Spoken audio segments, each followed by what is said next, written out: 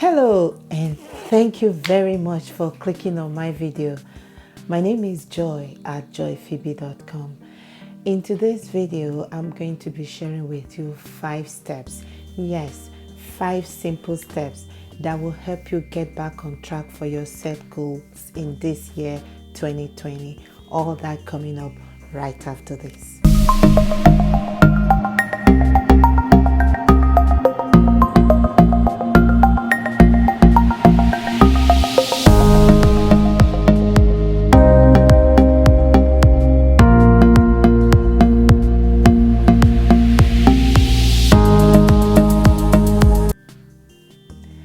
I thought to share these thoughts with you today, which I believe it will help you to get back on track regarding your set goals for the year 2020.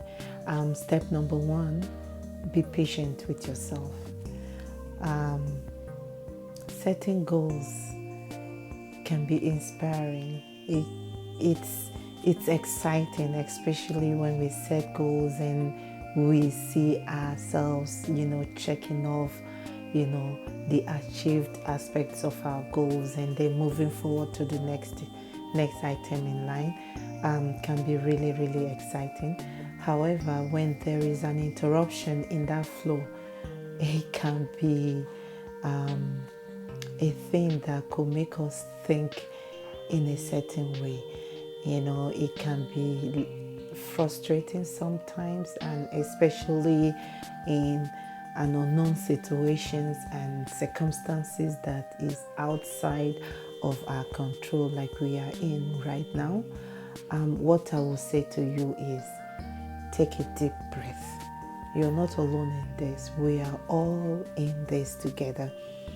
And that is why I said, be patient with yourself, evaluate what you have done till date, and then plan for the next step from where you are, or from where you are right now. Plan for the next step or the next line of action that you could take. And that is going to lead me to our step. Okay, in step number 2, break down your goals into achievable tasks, like in a manageable task, so to speak.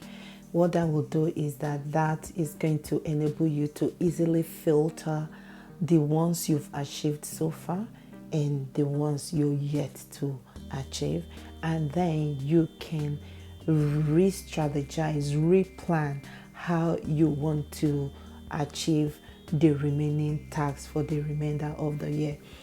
I have put together a goal setting templates for your free downloads. Yes, free for you all. Isn't that great?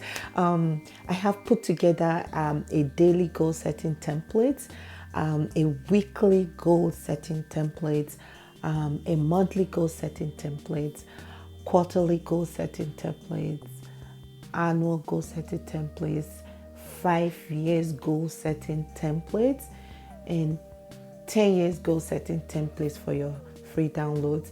I'm going to put the link to all these resources in the description box below, and feel free to utilize those resources, and I would love to get your feedback in the comment sections how you have used those templates. And yeah, please let me know.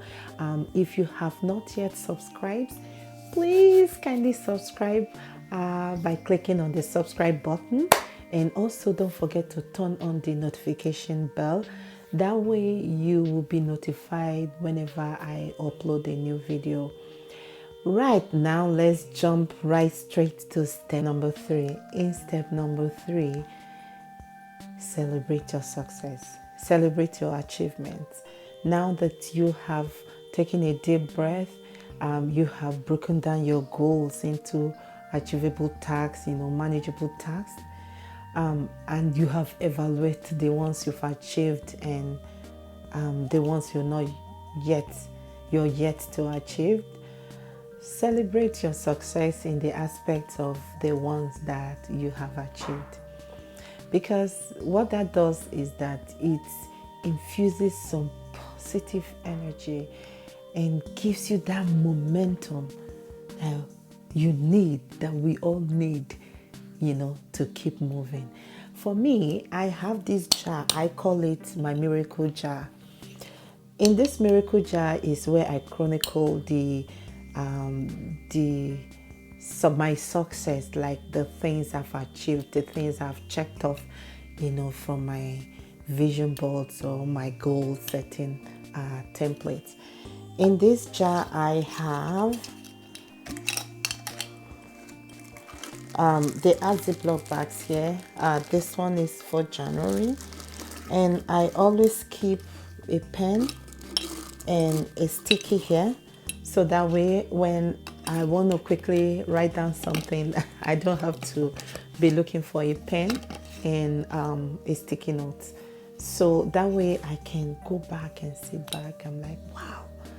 And then when I'm feeling like, oh my God, I wanted to do this, I haven't done this, but looking at this, it gives me that energy to keep it moving. That being said, let's talk about step number 4. I would like us to bear in mind that setbacks are not failure. As we evaluate the success in our previous steps and celebrated our success, like we discussed in our step number 3, it's also important for us to evaluate the aspects that did not work and look into knowing why it didn't work. What that will help us to do is that it will help us to know the right step to take or the right thing to do going forward. In project management, we call this lessons learned. I look forward to our lessons learned meeting at the end of every project, because when all is said and done, we come together and sit down with stakeholders and talk about what went well in the project and what didn't go well. And in that forums, I always learn a lot, which I often take towards the next project. And I would also like to say that to all of us, and especially for those watching me right now, that taking those pieces of experiences and lessons learned and using it, in the right way, it's going to be what makes us to continuously be better and better, So I would really recommend that we don't brush under the carpet or under the rug the aspect that did not work, but do an autopsy on those aspects as well and learn from them. I love the old Texas saying that goes like this. It says, in quote, it doesn't matter how much milk you spill, as long as you did not lose your cow. Yeah, I think that makes a lot of sense. In step number 5, I would say work with like-minded people. Working with like-minded people sometimes can be very difficult, depending on the angle you're looking at it from. Finding one person that can, have common interest with you across the board can be very difficult. However, if you keep an open mind and open to find somebody or that specific person or a group of people that share a common interest in some specific aspects of your lives or in some areas of your business, I believe that could go a long way, at least a very good place to start. For example, a lot has happened in our country and our province in the last few weeks, a week per se, I would say.